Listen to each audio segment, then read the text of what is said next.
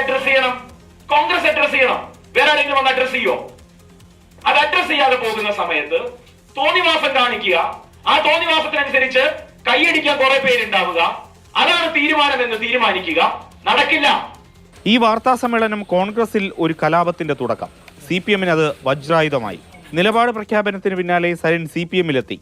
Congress vote ബാങ്കിൽ വിള്ളലുണ്ടാക്കാനായിരുന്നു CPM കണക്കുകൂട്ടിയത്. ഉമ്മൻചാണ്ടിയുടെ കല്ലറയിലും രാഹുൽ പോകാത്ത കെ കരുണാകരന്റെ സ്മൃതി മണ്ഡപത്തിലും സരിനെത്തി.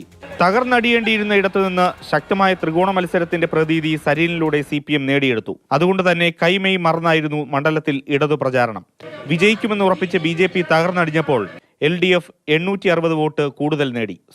ഒരു വലിയ രാഷ്ട്രീയ പോരാട്ടമാണ് LDF നടത്തിയത്.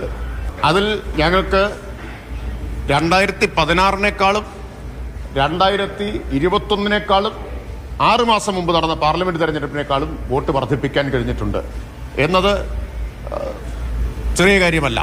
രണ്ടാം സ്ഥാനമെങ്കിലും CPM ഉറപ്പിച്ചിരുന്നു. ന്യൂനപക്ഷ വോട്ടുകളുടെ ഏകീകരണവും CPM-ന് അനുകൂലമാകുമെന്ന് കരുതിയ കള്ളപ്പണം വിവാദവും പരസ്യ വിവാദവും എല്ലാം തിരിച്ചടിച്ചു. മെഷീൻ 9ാമത്തെ ക്രമമായിട്ടും ചിഹ്നം ഒരു സ്വതന്ത്ര ചിഹ്നം സ്റ്റെതസ്കോപ്പ് ആയിരുന്നിട്ടും 1500-ഓളം വോട്ടുകൾ കഴിഞ്ഞ നിയമസഭയിൽ നിന്ന് കൂട്ടാൻ സാധിച്ചു. പ്രതീക്ഷിച്ച 45,000 വോട്ടിലേക്ക് എത്താനായില്ലെങ്കിലും CPM-ന് ഈ തിരഞ്ഞെടുപ്പ് ഒരു പ്രതീക്ഷയാണ്.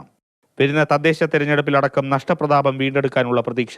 സരിന് പകരം മറ്റൊരു സ്ഥാനാർത്ഥിയായിരുന്നു രംഗത്തിറങ്ങിയതെങ്കിൽ ഇത്തരം ഒരു രാഷ്ട്രീയ പോരാട്ടം ഇവിടെ നടത്താൻ കഴിയുമോ എന്ന കാര്യം പോലും സംശയമാണ്.